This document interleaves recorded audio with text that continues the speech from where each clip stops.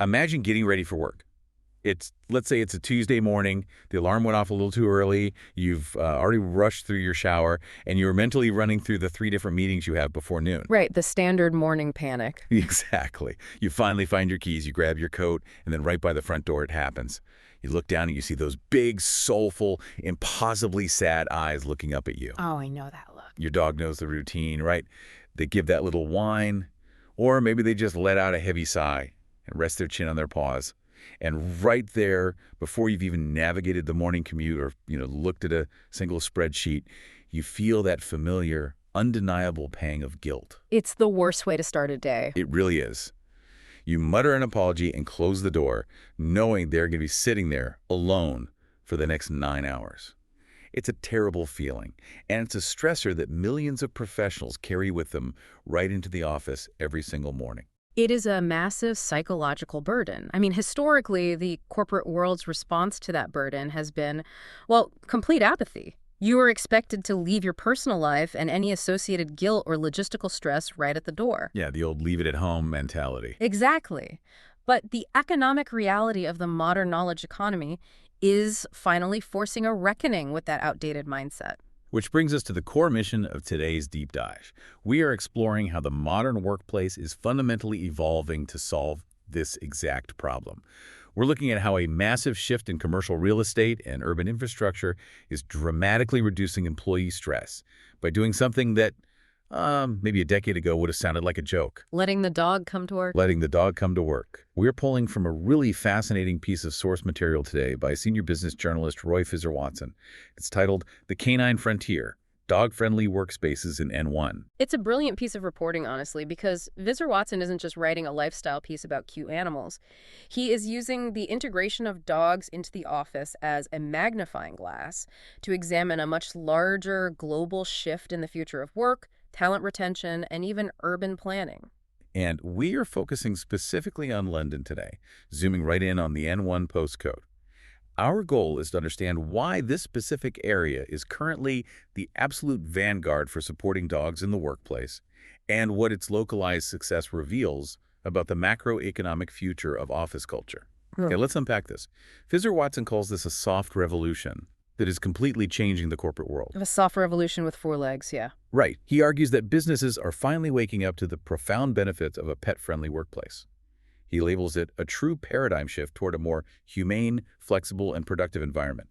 But let me play devil's advocate for a second here. Go for it. If I am trying to focus on a complex financial model, isn't a golden retriever wandering around the desk just a massive distraction? How does adding an unpredictable animal to a sterile work environment actually increase productivity? I mean, it sounds counterintuitive. That is the traditionalist argument, and it makes intuitive sense until you actually look at the psychology of cognitive load. What's fascinating here is that we have to measure the distraction of the dog against the invisible distraction of the dog's absence. The invisible distraction. Okay, tell me more about that. When we talk about a paradigm shift, we're talking about a move away from the industrial era mindset. For a century, the implicit contract of employment was basically robotic.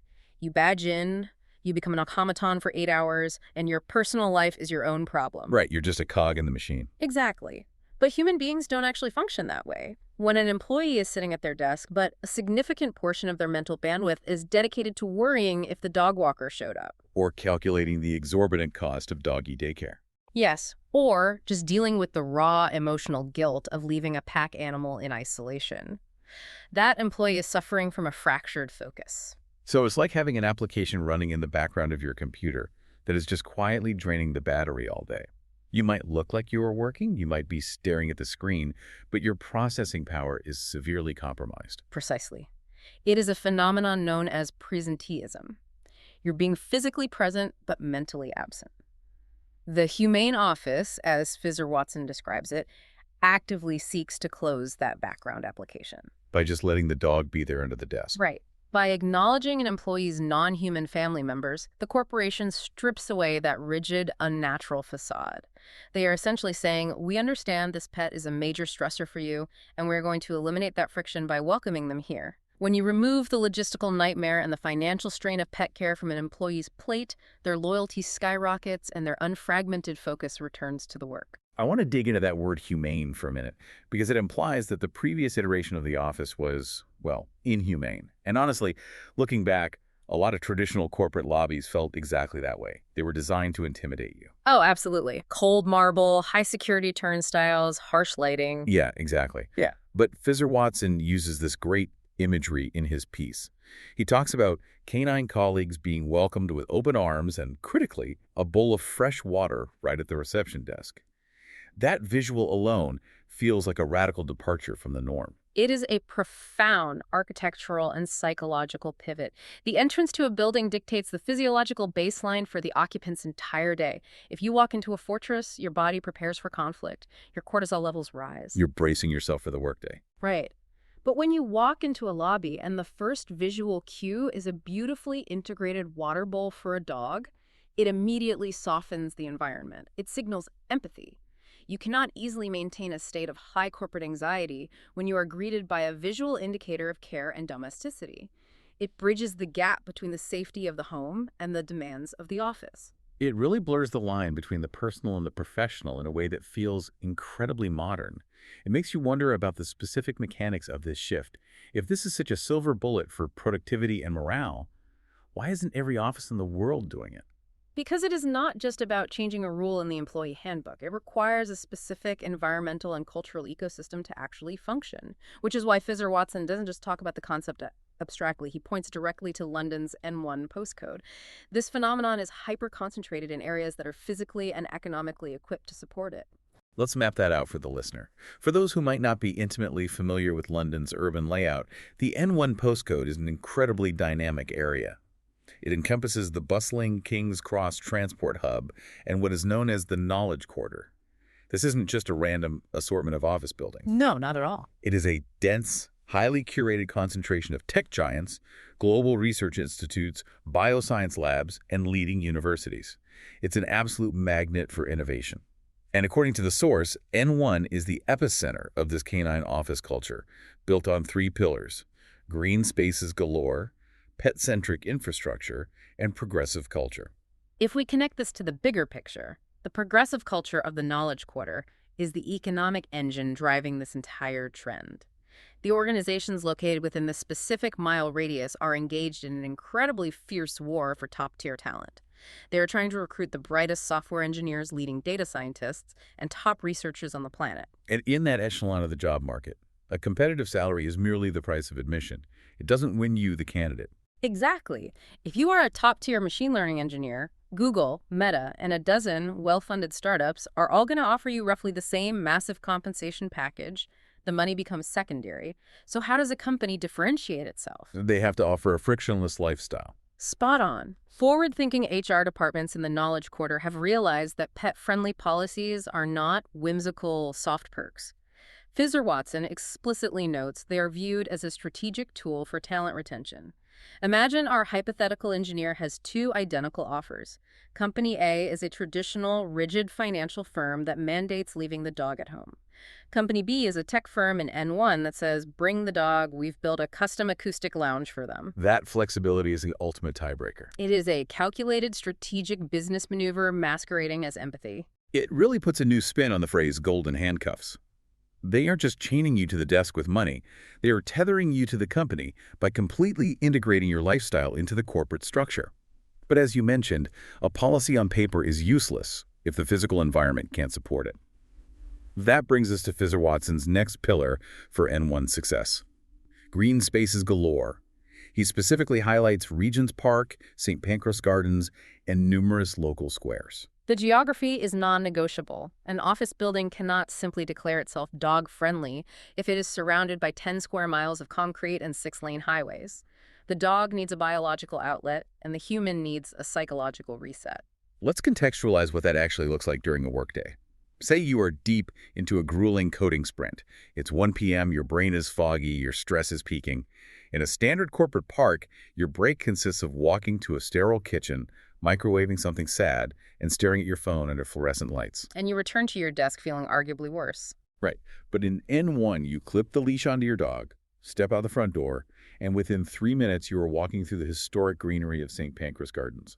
You are exposed to natural light, you are moving your body, and your dog is engaging with their environment. That 20-minute diversion is a massive cognitive reset. You return to the desk, not just less stressed, but actually capable of higher-level creative problem solving. You are tapping into the biophilia hypothesis. That's the idea that humans possess an innate tendency to seek connections with nature and other forms of life.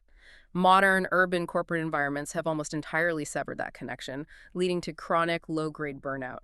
The N1 ecosystem, by necessity of supporting the dogs, forces the human workers to reconnect with those green spaces throughout the day. So the dog acts as the catalyst for the human's mental health break. Precisely. The dog mandates the break that the human would otherwise skip. But the ecosystem extends way beyond just the parks, which I find even more fascinating. The third pillar Ffitch-Watson outlines is pet-centric infrastructure.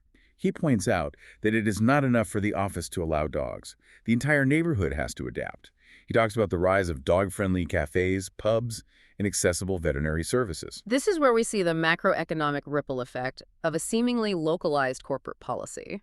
If a massive tech company in N1 allows 1,000 employees to bring their dogs to work, those employees still need to eat, they still need to socialize, and they still need services.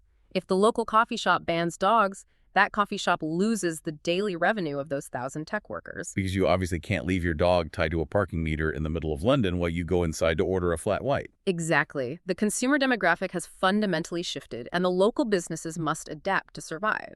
So you see cafes restructuring their seating or their health code compliance to welcome pets. You see pubs, which are the absolute lifeblood of after-work corporate networking in London, aggressively marketing themselves as dog-friendly.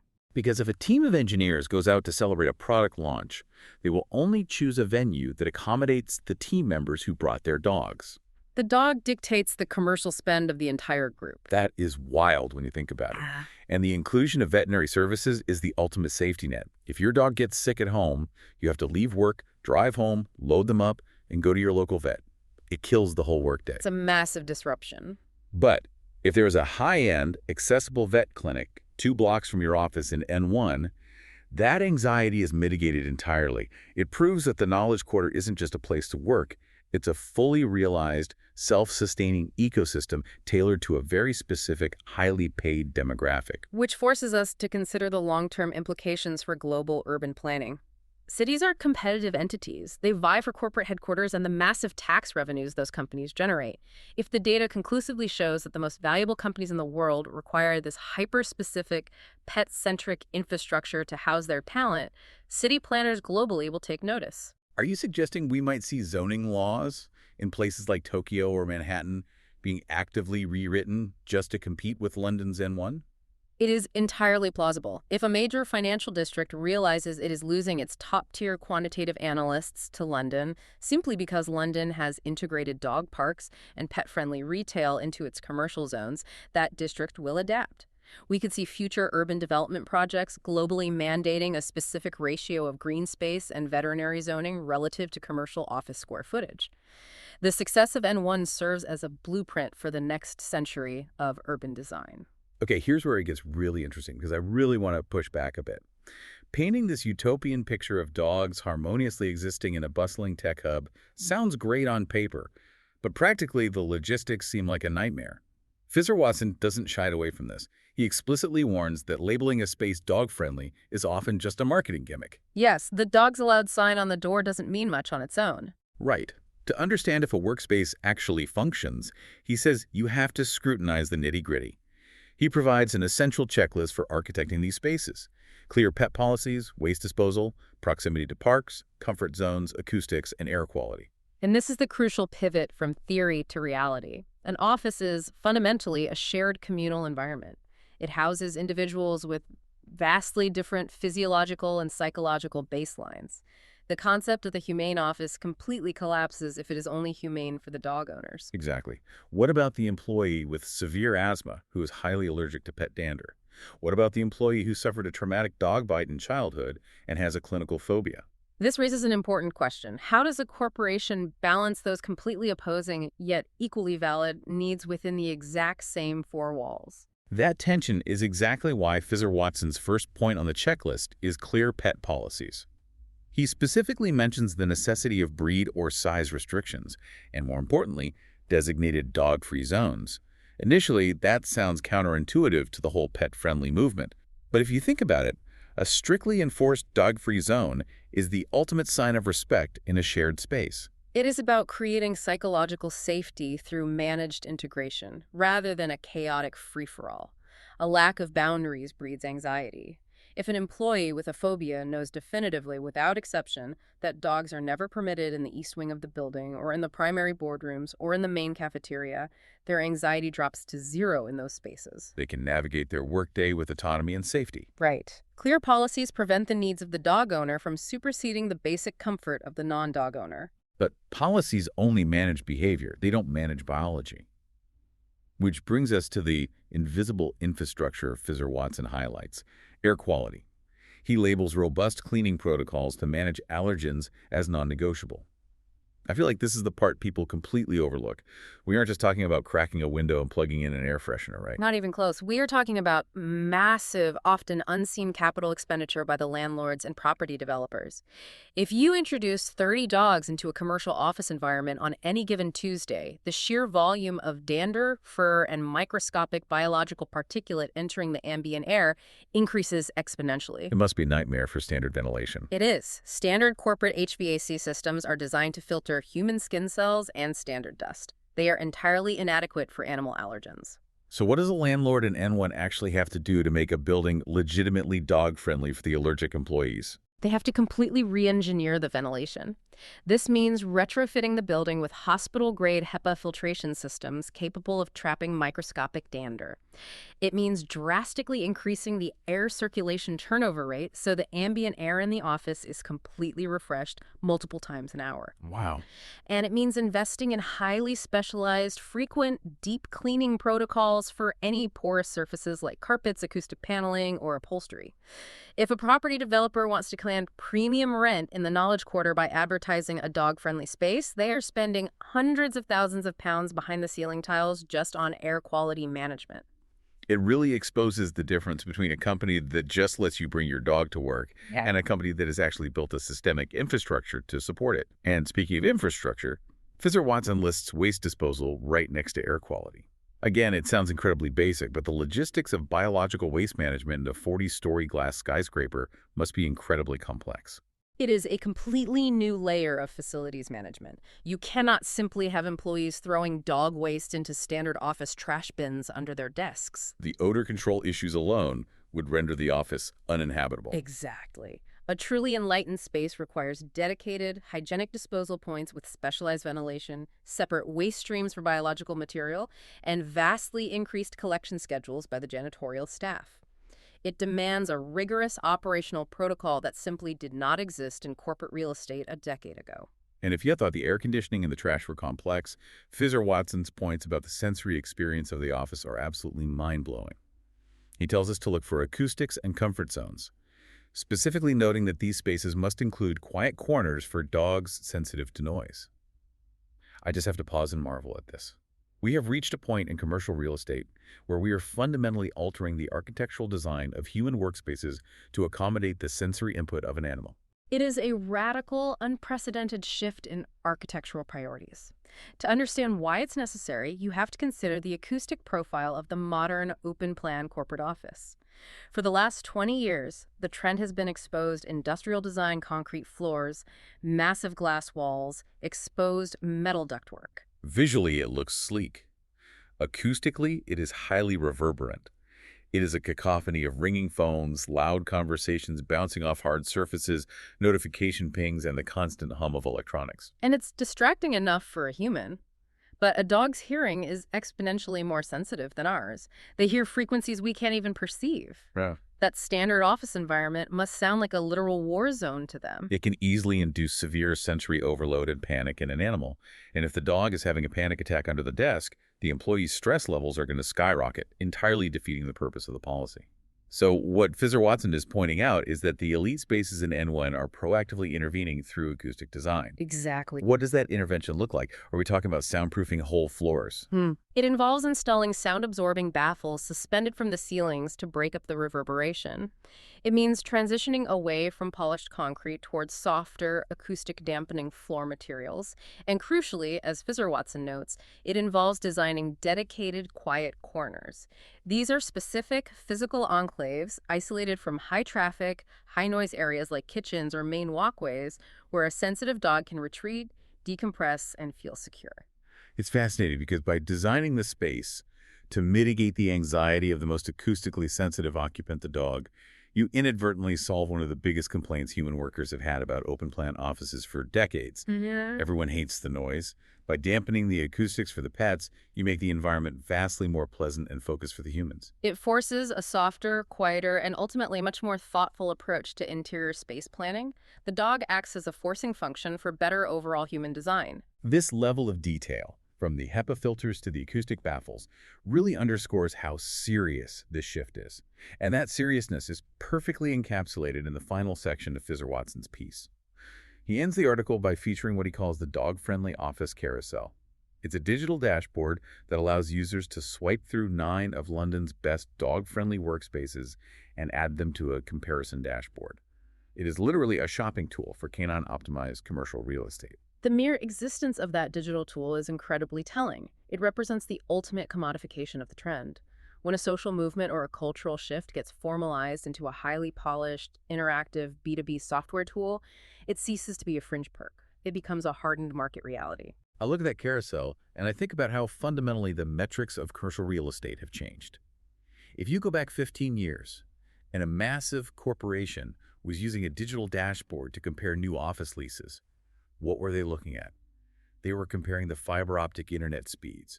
They were looking at the square footage of the executive boardrooms, the proximity to the nearest financial exchange, or how many dedicated parking spots they could get for the C-suite. Those were the defining metrics of corporate power and desirability. Precisely. Those metrics reflected the priorities of the old paradigm. Today, especially in sectors operating within places like the Knowledge Quarter, those older metrics are just assumed baselines. The dashboard has entirely flipped. Today, real estate brokers are trying to close multi-million-pound leases not by bragging about boardroom size, but by highlighting their hospital-grade allergen filtration systems. They are advertising their custom acoustic dampening materials. They are quantifying, down to the minute, the exact walking distance from their lobby to the greenery of St. Pancras Gardens. It is a complete inversion of power dynamics. The employee's desire to care for their pet is now actively dictating the physical attributes of multi-million-dollar commercial assets. Real estate is no longer just competing on physical location. It is competing on its ability to seamlessly integrate the deeply personal, emotional lives of the workforce into the physical building. The dog-friendly office carousel is the digital manifestation of a market that has realized empathy is profitable. It empowers the consumer, in this case, the business looking to lease space, to demand these incredibly specific, humane features. And because the talent demands it, the businesses demand it, which forces the landlords and property developers to supply it, or risk their buildings sitting empty. The entire supply chain of urban real estate has been fundamentally re-engineered from the bottom up. It really has. Okay, so what does this all mean? We have covered an incredible amount of ground today, diving deep into the architecture, the economics, and the psychology of this shift. Let's synthesize this journey we've been on. We started with the smallest, most intimate point of friction imaginable. A single employee looking down at their dog on a Tuesday morning, feeling that familiar pang of guilt about leaving them behind. And we have traced how that isolated feeling of personal stress has aggregated into a force powerful enough to cause a massive macroeconomic ripple effect. We have watched how an entire postal code in London N1 has effectively restructured its real estate market, rewritten its corporate policies, altered its architectural acoustics, and reshaped its entire local neighborhood economy of cafes, pubs, and veterinary clinics. And it has done all of this to solve that one specific, intensely personal problem. And in doing so, as Ffitch-Watson argues, they have created work environments that are vastly more humane, highly flexible, and ironically, far more productive than the rigid corporate fortresses of the past. It is a remarkable case study in systemic adaptation, and I think the enduring lesson here is about the immense untapped power of acknowledging the whole employee. For generations, corporate culture operated on the fallacy that you could cleanly sever the professional from the personal. What the phenomenon in N1 conclusively proves is that reducing life friction outside of work in this case, the emotional and logistical stress of pet care directly and measurably creates better, more focused, and more loyal results at work. By proactively inviting the personal life into the office becomes vastly more effective at its core purpose. It is a beautiful realization, and frankly, a much healthier way to view the relationship between work and life. But as we wrap up, it leaves us with a really expansive, almost philosophical question to ponder. Something for you to explore on your own that builds on everything we have discussed today. Think about the sheer scale of what we've uncovered. We are currently actively retrofitting multi-million-dollar skyscrapers with hospital-grade HEPA filters. We are installing custom acoustic baffles. We are completely altering the retail landscape of our urban centers, all just so our dogs can be with us to lower our daily stress. The wall between our deeply personal support systems and our professional environments isn't just cracking, it is dissolving entirely. So my question to you is this. If the corporate world is willing to go to these extraordinary lengths, completely re-architecting our cities just for our pets, what deeply personal aspect of our home lives will the office of the future be forced to integrate next? That is a phenomenal question, and it really makes you reevaluate what the workplace might look like a decade from now. Thank you so much for joining us on this deep dive into the canine frontier. It has been an absolute pleasure unpacking this fascinating evolution with you. Until next time.